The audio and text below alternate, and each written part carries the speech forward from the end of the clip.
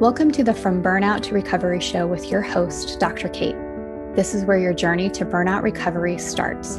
Are you feeling overwhelmed or like work has become unmanageable? Join me and my guests for open and honest conversations about burnout recovery from the comfort of the front porch. I am here to help you build your resilience and prepare you for burnout in a whole new way through a variety of perspectives. Move past the idea that burnout can only be addressed by avoidance and work to integrate recovery into your daily life. Relax, take a breath. The From Burnout to Recovery show starts now. Hello, everyone, and welcome to the From Burnout to Recovery show with Dr. Kate on Transformation Talk Radio and member of the Cornelius Stephanie Media Group. I am your host, Dr. Kate, and I am excited, of course, to welcome you to the show today, as always. As you are enjoying the show, remember to hit that subscribe button and follow me at Dr. Kate Steiner on Instagram. Today, we are going to be joined by our guest, Kara Hoholik, and I am really excited to hear more from her today. So she is bringing to light something that I think a lot of people experienced in these last 18 months. And so that is building a business. While you may not have experienced that, you certainly might be working and also managing virtual schooling for her children and how that has impacted her. Kara helps social impact business leaders create compelling content to build community around their work. As the founder of Social for Good, a content marketing agency that supports entrepreneurs, small businesses, and nonprofits, she works to amplify positive messaging, connect others online, and spark belief in a vision for a better future through content writing, design, marketing, and social media. From stay-at-home mom to CEO, Kara works on issues of global scale while chasing her kids around the yard. Her work has been published in Harness. She was recently featured in Authority and on The List TV and Ticker News, and she has contributed to the New York Times. Kara, welcome to the show. Thank you so much for having me. I'm really excited to talk to you today. Yeah, well, I am really excited to hear a little bit more about your journey and have you with us. So to get us started, if you would, tell us a little bit more about yourself, your experience with burnout, and your journey to recovery. Sure. So in the intro, like you kind of mentioned or alluded to the fact that I started a business during the pandemic during virtual school, which maybe wasn't the greatest idea that I ever had, but I kind of didn't set out to do that. I didn't do that on purpose. Like a lot of us during the pandemic, things completely shifted, like what I was doing before, my priorities, all of that stuff came to a screeching halt, and we all had to evaluate, is this how I want my life to continue to go? What do I want to be really doing with my life and all of that? So prior to the pandemic, I was a stay-at-home mom. I mean, pre-kids, I is a higher ed professional. So I know we have that in common. We do indeed. Yes. Yeah. So we can have a whole other episode on like yes, burnout we and higher absolutely ed, could talk about burnout and higher ed. That we could there's a whole panel of folks that I could have on here for that. But yes. Yeah, for sure. So after having my first child, I realized that was not the world that I wanted to be a mom in. Like it was too much. So I was like, I'm going to stay home and I'm going to figure out, what else I want to do. So, fast forward a bunch of years, I now have 3 children. I'm dabbling in a bunch of different things, doing copywriting, some freelance work, and things are kind of all over the place, and I'm not really sure what I'm doing. There's not really a lot of focus, but I feel really busy. Like there's all this stuff going on. And then of course, when things shut down, it was like, okay, now I have nothing to do. The agency that I was freelancing for closed. So I had nothing like personally, professionally to work on. So I was just home with the kids. We were trying to manage doing school on the computers. My youngest wasn't even in school yet, so she was just kind of like running amok. My husband was working at home, so it was just like all this stuff happening. And it was busy. It was a lot and a lot of emotions, but I got sort of lost in it. Like, what am I doing in all of this? I'm supporting everyone else in what they're doing, my kids with school, my husband with work, like trying to keep everybody quiet and all that stuff. what am I doing? Yeah. And so I kind of had to figure that out. Like, what do I want to be working on for me?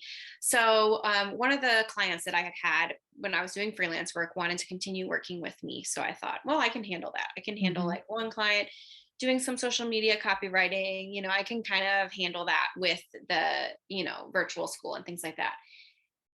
And then it kind of grew from there. I got a Mm-hmm. referral from them. I got another referral, or people were hearing like, oh, what are you working on? Oh, I need help with that. Or I know someone that needs help with that. And so it sort of started growing a little bit organically. And I thought, well, if I'm going to create this, what do I want this to look like? I have a clean slate. I can kind of do whatever I want. I can make it up. So that's sort of what I did. I knew I wanted to have a social impact lens on it. I wanted to have meaning attached to it Mm-hmm. for me, in the work that I was doing, and then in the people that I was working with. And so it just grew from there. But I started in August 2020 officially, like, got the LLC. This is really happening. We're really figuring this out and doing this. And we're heading into the school year. That Mm-hmm. was both of my kids were doing virtual kindergarten and virtual third grade. And then my youngest is 3 years old at the time. So she's home just like Mm-hmm. watching everybody on the computer all day. So it was a lot. It was a lot to manage. We had to be on the computers at like 8 a.m. It was super hard for my kindergartner, can't read, can't write. And they're on the computer all day, supposed to Yeah. be interacting with each other. It was like super chaos. And then my third grader, she managed it a little bit better. She could work a little bit more independently. She can read and write, so she can communicate with her Mm-hmm. friends and things like that. And my 3-year-old just like basically watched Netflix all day while my husband worked. And I tried to like navigate all of this and helping them with their work and Mm-hmm. navigating getting on Zoom or having internet issues and all of that stuff. Meanwhile, I have client deadlines and things like that. So it just snowballed really Yeah. quickly. And I really wanted it to work because I felt like, because of the pandemic and because of all the other things that I was doing, came to a screeching halt, that I felt like the victim a little bit. Like everybody Mm-hmm. else's stuff is still going on in this house except me. Everything I had was canceled. So I want this to work for me. Like I really wanted it to. Yeah. So I said yes to everything, Yeah. no matter what it was or whatever. I was like, yeah, I can do that. Sure, I can do that. Or I don't know how to do that, but I'll figure it out. I'll do all the things. And so you can see that would end up being a recipe for disaster when I'm like trying to do all of these things all within my 4 walls without having support or a break or any Mm-hmm. of that. So that's kind of like, at some point it came to a head, like something has to change here. I need help. I Yeah. need to adjust how I'm doing things. Or it's gonna all like fall apart. Yeah. So that was kind of like my beginning story of like where that led me and all of that. So Yeah. Yeah. I think that is, I mean, there are a couple of things there that are really, hard. And I think that people would definitely connect with. I think there's that overwhelming feeling of I think the busyness you even had before the pandemic, and you kind of noted it mhm. as like you had lots of things going on, but no real focus around any of them. And so it was just, you were very busy, but kind of that sense of like all of these different things happening. And then to go from that to nothing happening. And I think a lot of us experienced that in the pandemic. I know I did, and I was working in higher education at the time, and went from a very really busy spring semester schedule to navigate working at home and not having any events to Yeah. attend, and really kind of being in a place of like, well, what do I do with my time now? So I think that a lot of people, I know I connect to that for Yeah. sure. As Yeah. you hit the space that, when you realize that here you're managing all this stuff at home, so managing the kiddos in virtual learning spaces, and managing like your client deadlines and those kinds of things, was there a point where like you hit that wall, or you hit that breaking point? hmm Yeah.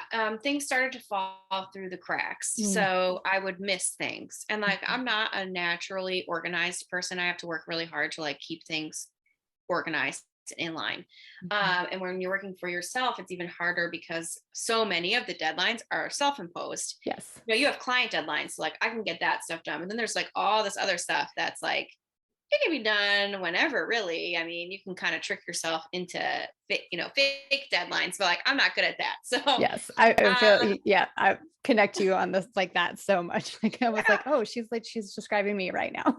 yeah. I'm like, this is not my area of expertise. So I'm like, things are starting to fall through the cracks. There's like Mhm. paperwork that I find on my desk somewhere, and they're like, ooh, I was supposed to like address this thing, or Yeah. I was supposed to fill this out. And it's stuff like that's important for businesses, like, LLC paperwork and IRS stuff and whatever. I was like, you can't not do those things, even though Mhm. they don't have like a client deadline. Right. So things like that were falling through the cracks. I was starting to like lose things. I was starting to lose tasks or forget things, which would then make things need to be done last minute. Like I'd be laying Mhm. in bed and think, oh crap, I forgot to do this one thing. Okay, well, I don't have time tomorrow to do it. So I'm just gonna like get out of bed and just go do it really quick. Or I'll forget about it.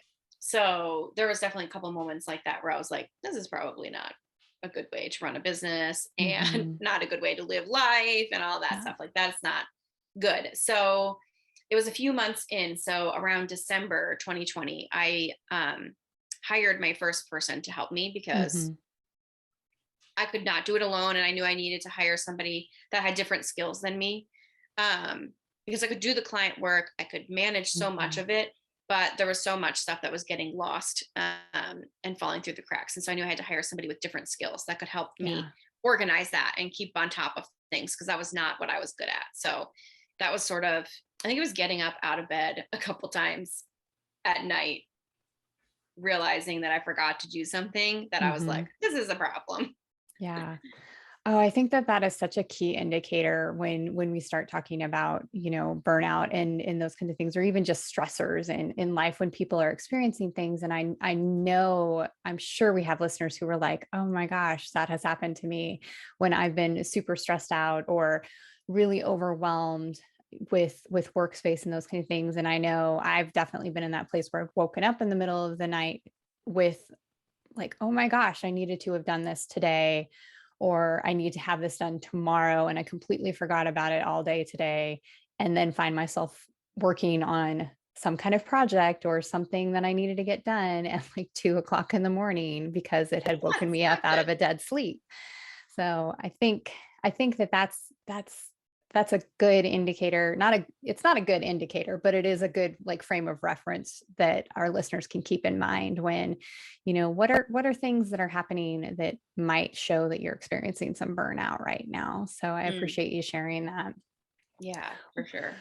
You mentioned hiring someone, and so that was definitely, I think, sounds like something that helped you. What were other things that you started to implement to like get you back into a space where you felt a little more I would say in control of the things around you in your life? Yeah, so there's a few things that I did. The first thing was that I forced myself to set aside time to organize things Mhm. because that's not something that I was naturally good at. And so part of the stress was like forgetting things. So maybe it wasn't necessarily that I didn't have time during the day to get it done, but I just had forgotten about it. So figuring out what those gaps were and organizing that. So, there's so many online tools and all that kind of stuff. And you can get very lost in looking at those. So Yes. I know from personal experience, but finding a tool that works for you or just like picking one and trying it and organizing your tasks. There's so many like task management systems right now. We're using ClickUp, which is really helpful because it's like everything all in one. And instead of having like a million different apps that do different things. And so Mhm. that was really helpful for me to get organized and write down all of my tasks when things were due, like client information. So I didn't have to like dig through my email or wherever to like find the information. So when I was ready to do a task, like I had all of that there so I could get that done. So getting organized was a really big thing and really forcing myself to make the time for that, knowing that it would be more efficient rather than thinking, oh, well, I don't have time to organize stuff because I have all this stuff to do. And it's like, well, all the stuff to do would take less time if I organized it. So really, really convincing myself that that was the truth because it was so easy to just be like, I don't have time to do that. Um, and I still fall into that trap sometimes. Like recently, it was like a couple weeks ago, my downloads folder in my computer was like a Mhm. hot mess. I hadn't organized it for like 6 months. So I couldn't find anything in there. And it was taking me so long to do my tasks. I Mhm. couldn't find stuff in there. And I was like, I need to just set aside time to organize this. So part of it is like knowing that about myself, that I tend to let that stuff build up instead Mhm. of taking care of it. And so setting aside time regularly to take care of that. And so for other people, maybe it's not organizing things, it's something else, but setting aside the time to take care of that, knowing that that's still an essential business function, even though it's not tied to a specific client deadline Yeah. or due date. Um, and saying no is a really Mhm. big thing. And I know that's something that people talk about all the time, and it's really hard. So I'm not going to sit here and say that I'm good at that, because I still say yes to things that I shouldn't. And I still say yes to prices that I shouldn't and stuff like Mhm. that. Like it's still really hard for me, but it's something that I recognize that when I can see the pattern. So when I start to do that more, starting to say yes to things that I shouldn't. And what I mean by that is just projects that I know that don't align with me, projects I know I don't have time to do, or I don't have the team to do, and that kind of thing. Um, Knowing that there's a reason why I'm doing that, like internally, there's something going on why I'm saying yes to all this stuff that I know I don't want to do, or I shouldn't be doing, so I don't have time Yeah. to, and saying no. So it's not just about saying no, it's about figuring out why you're saying yes to stuff that you already decided you don't want to do, or a price point that you already decided you're not going to do that for. And I think figuring that part out was Mhm. key for me, because I would be like, oh, I'm supposed to say no to stuff. But there was no context to that. Like, what do I say no Right. to and what do I say yes to? And there are some things that you say yes to do for free, or to do Mhm. at a lower price point, or when you don't really feel like you have the time to do, but it just feels right to do. Like, how do you know which one is which and all that? I was like so confusing. So Yeah. figuring out why I was doing that, was it imposter syndrome? Was I feeling stressed about Mm. something else? Did I have a low budget month and thought, well, I have to say yes to everything because I need the money Mhm. coming in, or whatever it is? Like there was a reason why I was overdoing it. Yeah. So figuring that out. And then, yeah, hiring was so helpful Mhm. because we were growing as a company, and I really want to grow the impact. And it was sitting Mhm. down actually with a business coach and figuring out like what I actually wanted to do. Do I want to be a solo entrepreneur, or do I want to run an agency and hire people and do all of Mhm. that? Like those are very different career Mm. paths. So I had to Yeah. figure out what I wanted to do. And I went the agency route. Like I wanted to do that. I wanted to really grow our impact. I wanted to help more people. And in order to do that, I needed to hire people, because I couldn't Mhm. keep bringing on new clients and serving them without, I couldn't keep doing that by myself. So, Right. Yeah. Oh, I appreciate each of those. So the piece of, I think, the organization piece, but I think the more important piece is like setting aside the time to organize, to really consciously think about what do things need to look like, how do projects need to go, and organizing those tasks and those kind of things. And I think that is incredibly important, and not something we think about a lot. We know we need to mhm, get things organized, and I know that's something that, I'll tell myself organize this, but then I don't necessarily set aside the time to do that. So I think that that's a right. key piece for our listeners for sure. I think the assessment around like why you say no to things, and attaching that, almost, I heard you attach it to, almost some of your values as well Hmm. in that piece, but also that assessment in figuring out, okay, I'm saying no to this because it's no longer in line with, with where the company is at, regarding price points. And that's an important piece to maintain that boundary on. So I love that Yes. piece. So listeners, it's not just that you say no, or that you need to say no to things. You need to have an assessment process for what helps you say yes and what you need to say no to. So think about those questions that you want to ask yourself when you are determining if it's something that you want to take on for yourself. Ask those assessment questions so that you know really truly whether it's something you want to say yes to, or whether it's something you should say no to. In Hmm. that aspect, I think that's incredibly important. Kara, it has been so great having you on the show today. If you were to offer one piece of advice to our audience members, what would that be? well, I was thinking about this, and I think it's the thing that's bugging you in the back of your head, like something you should do or shouldn't do or whatever, to bring it forward to the front and like think about it and process it. This happens to me all the time where I'm ignoring my gut feelings or like the thing in the back of my head. And then like months later or whatever, something hits me in the face and it's like, oh, that thing that I was thinking about this whole time, I should have done it sooner because now it's become like a bigger issue or something like that. So I'm always waiting for like a sign that this should be the decision to make or to say no or yes. Like I'm waiting for like a signal or a sign or something. And then I get one and I wait for another one and another one, just like really confirm if this is good. So if you have a hunch or a gut feeling about something, to work with a client or not, or to change what you're doing or whatever that is, to listen to it a little sooner.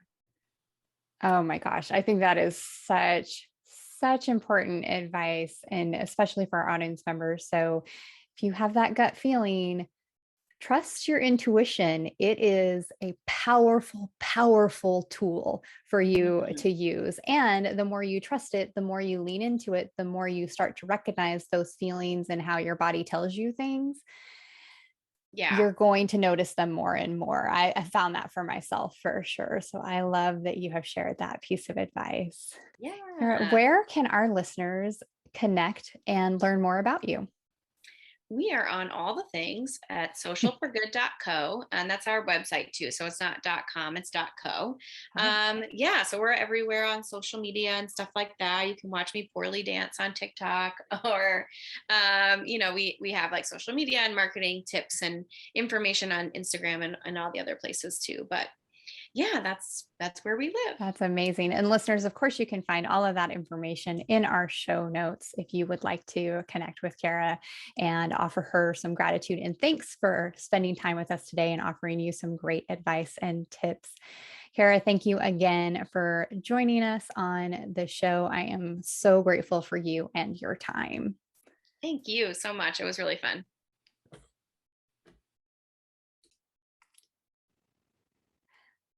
How amazing was our guest, Kara, for joining us today and talking a little bit about her burnout in not only kind of pandemic related burnout, but also in starting a business and becoming an entrepreneur, and certainly things that we want to think about that we want to consider within our lives.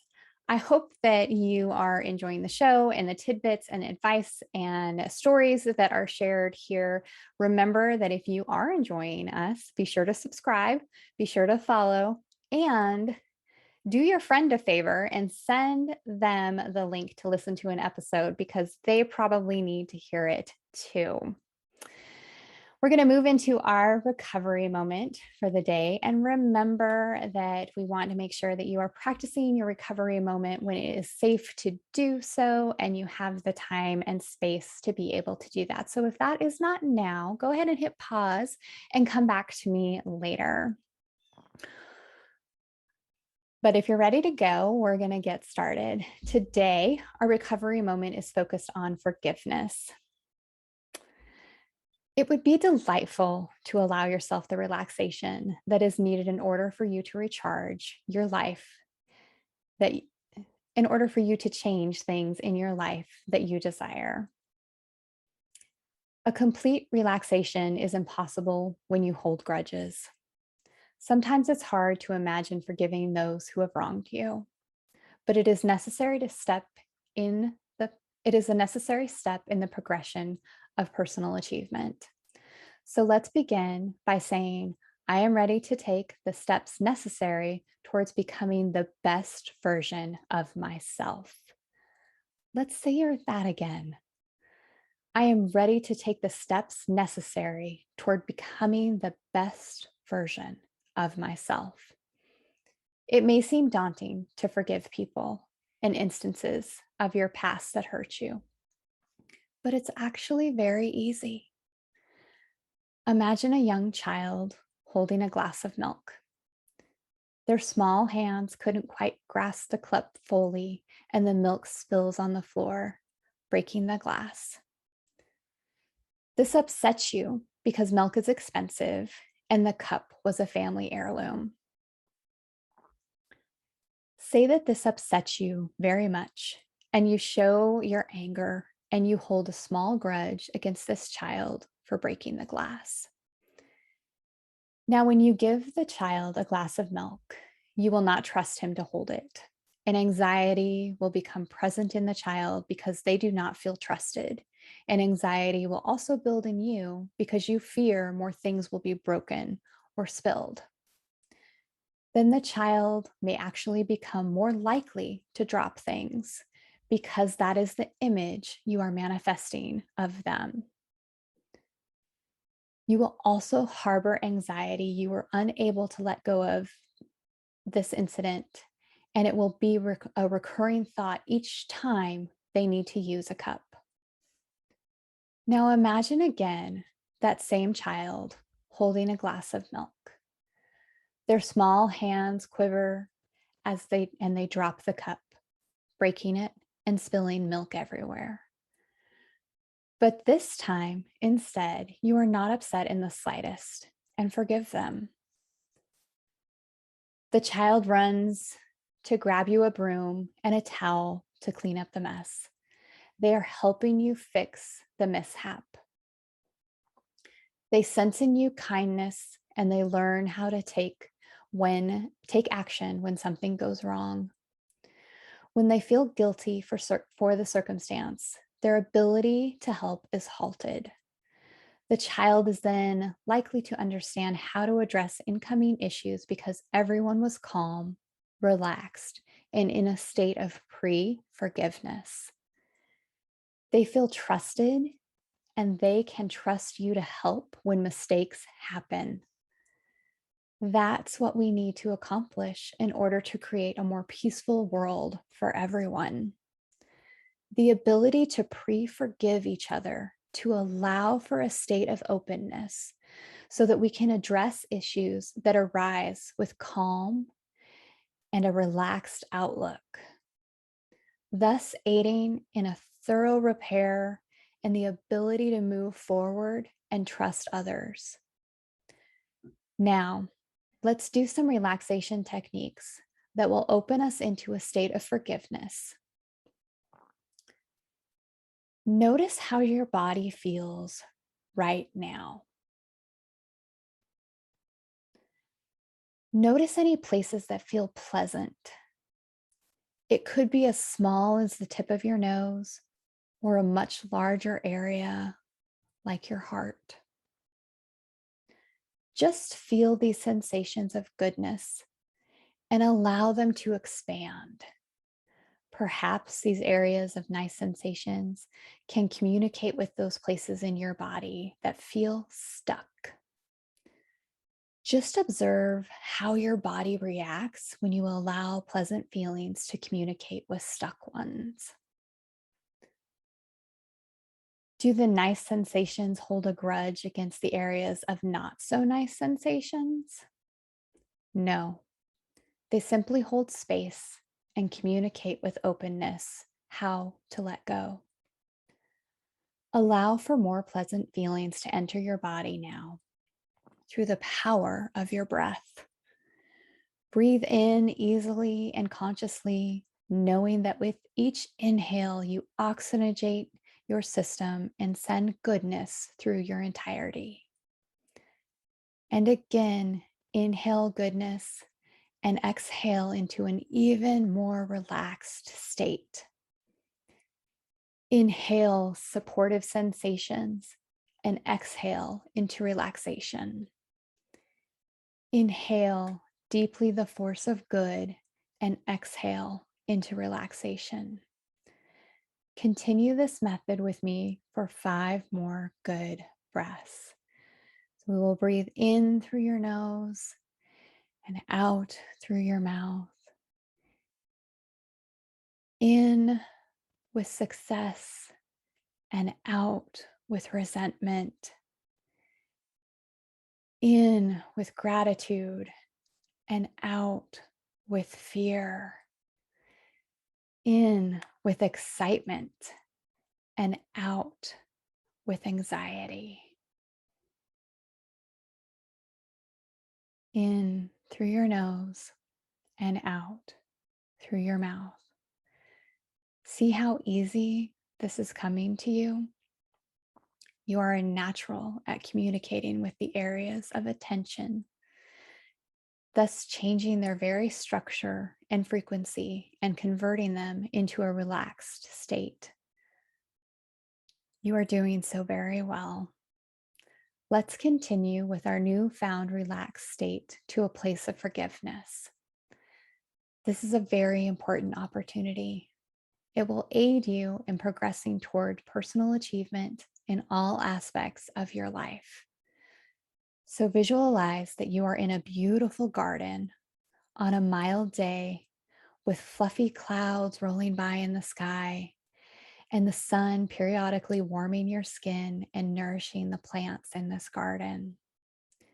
As you admire the beauty here, the way the leaves of the vegetation are caressed by the wind, there are many colors of flowers throughout the garden. Their fragrance is sweet and welcoming. You look down to see a small footpath through some flowering shrubs. It is an inviting and mysterious path. You walk down this way. As you curve around the beauty of this garden, you inhale the fresh oxygen and these plants produce. You feel very pleasant and relaxed. As you round a corner, a small bench made of wood comes into view, and you see the person you need to forgive is sitting there. And this is the person you most need to forgive. They have been waiting for you because this is a very important encounter. You sit down beside them because this place is very safe, and there are some things that need to be said to this person. With bravery and courage, look them directly in their eyes and say, "You hurt me, and I have suffered for too long because of this burden I carry in the form of a grudge towards you.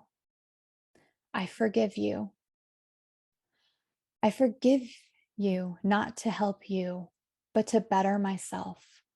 I forgive you and you will not enter my thoughts any longer.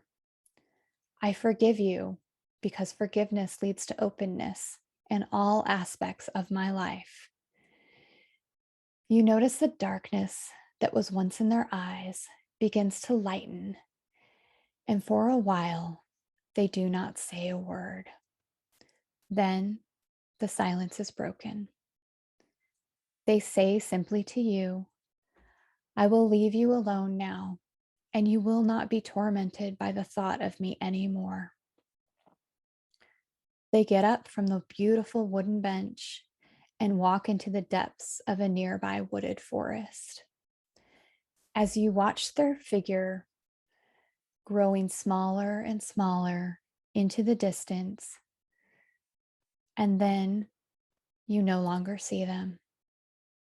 Never once did they turn and look back your way. Good. Very good. This was an important meeting in the garden today. And as you breathe in new, fresh air, you feel twice as light as you did before. This is because a huge weight has been lifted now that the person you needed to forgive is no longer sitting within your secret garden. They have moved on, and so have you. When you rise from this meditation, doing so at your own pace, you will notice that you are eager and ready to take the steps needed towards personal achievement. And when you're ready, close with one more deep breath in through the nose and out through your mouth. And allow your eyes to open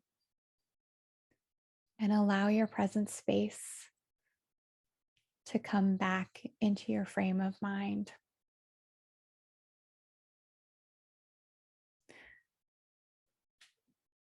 Remember, for more recovery moments, you can follow me at Dr. Kate Steiner on Instagram, and be sure to subscribe to the From Burnout to Recovery Show YouTube channel. I am grateful to our guest, Kara Hoholik. Be sure to reach out and follow her at socialforgood.co. And I am, as always, incredibly grateful to each of you for joining me and listening today. Thank you for joining me on the From Burnout to Recovery show with Dr. Kate on Transformation Talk Radio. I'm Dr. Kate, and I wish you peace on your journey. Thank you for joining me on the front porch today. Remember, dear listeners, if you're ready to learn about your own level of burnout, be sure to take the Feeling Crispy quiz on my website, drkatesteiner.com. Be well, my friends. Thank you for joining me, Dr. Kate, on the From Burnout to Recovery show, where you are starting your journey to burnout recovery. You are invited to join me on the front porch every second and fourth Friday of the month on transformationtalkradio.com to continue growing in resilience and integrating recovery into your daily life. If you would like to learn more or find out how to work with me, visit liftwellnessconsulting.com.